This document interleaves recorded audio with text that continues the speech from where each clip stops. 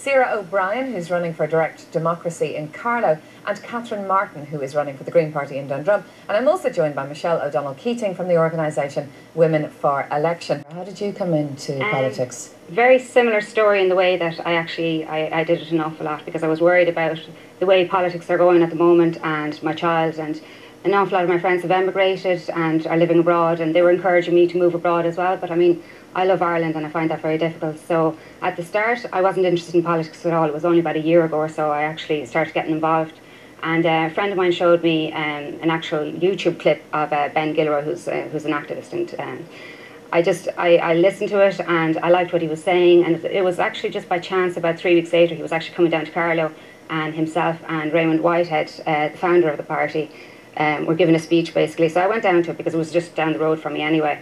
And it all happened very, very naturally from there. Basically, I just kept on going to meetings, and people were encouraging me then to basically get more and more involved. And was it a big decision? I mean, to actually run for office, see your faces huge, up in posters? Absolutely huge. It was literally it was very much a last minute thing, and it was because I found an awful lot of women weren't getting involved, and I just thought maybe it would help encourage other people as well.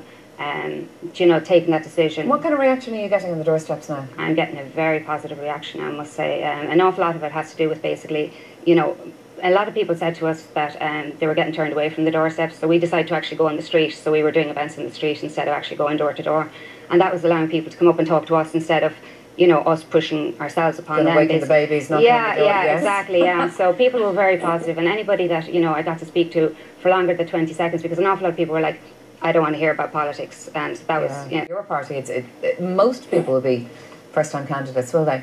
Well, absolutely, yeah. And I mean, the party itself this is their first run at elections as well. But would people have defected from other parties and have come to your party, or mostly new? Not that I know of. Yeah, I mean, most of them are first-time candidates, and it's all a learning process for us.